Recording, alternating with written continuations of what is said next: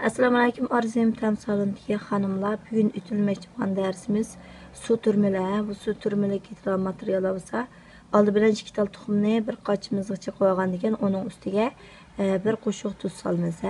Bir qo'shiq tuz solib, buni toza yaxshi aralashtirib o'tgandan keyin unni oz-ozdan solib xamir yo'g'iramiz xonimlar. Mana un bilan tuxum bilan tuzni aralashtirib oldik. Endi ma unni az-ozdan selib, buni ching-tang qilib xamir yo'g'ira olamiz xonimlar. Uni bir xilchiq sovatmang bo'lmasa, uni jiq qilish mumkin. Shunga az-ozdan selib turib, ching xamir yo'g'ira olamiz. Mana xamirimiz tayyor bo'ldi xonimlar. Ching desam bek ching yo'g'iratmang, tashlab qo'ysangiz yig'ilmaydi. O'shunchalik usul bo'ldi. İkinci qadamda qozonimizga muvofiq miqdor suv quyib, buni qaynatamiz xonimlar. Bu qaynagandan keyin suyimiz qaynag'acha saylan tayyor qilamiz. Ma yumg'oq sutdan ozroq ketadi. Bir bosh savsidan bir bosh, barangidan bir tal, 2 dona sho'xla, ma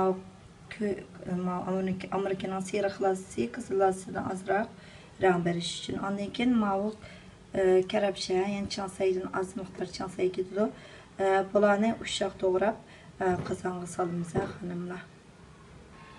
Mana xonimlar, mana sho'xlar, baranga, savza, ama yumg'oq sutniki ma tarafini ustiga bezash uchun solamiz.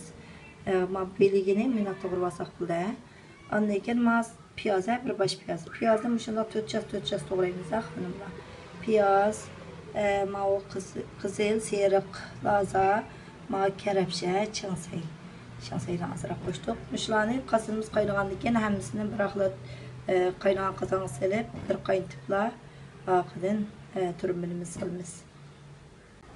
Mana xonimlar, saylan hammasini qozon qaynagandan keyin soldim. Bu qaynab pishguncha biz turmimizni rastlashga boshlasak bo'ldi.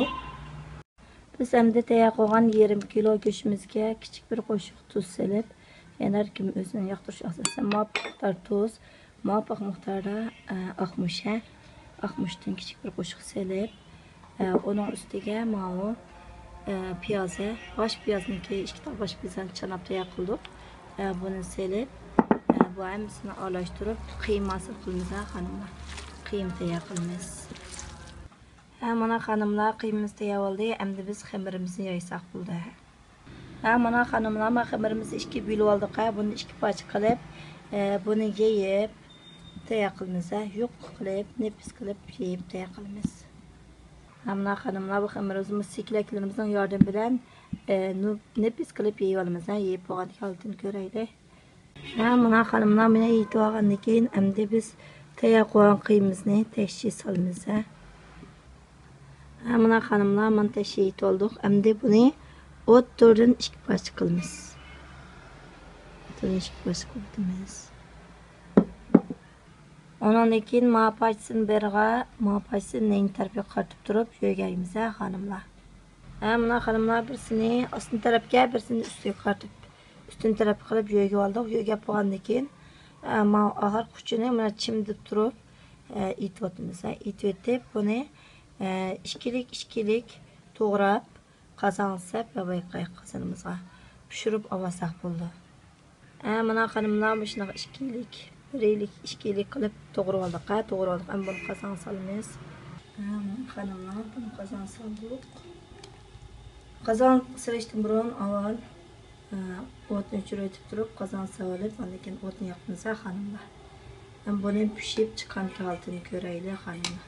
Bu shunday qaynab, 15 minut qaynagandan keyin pishadi. Pishib chiqqan holatini tasavvurdan ko'raylik.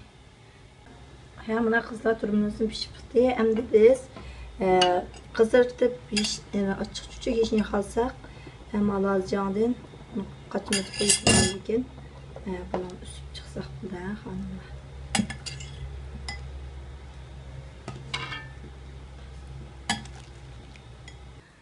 Mana xonimlar, so'g'sagan suv turmimiz bilan pishib chiqdi. Bu bo'lsa tiyishlik, ishtahani ochadigan, masalan, suvi sapli pishgan bir tomoq, shu cho'churlarga o'xshash shunday yeyishlik tomoqlarning birisi. bo'lsa yoqtirib yetib ko'rishingizni umid qilman xonimlar. Shuning bilan bugungi darsimiz bu yerda oyoqlashdi. Ko'rishguncha omon bo'lingizlar.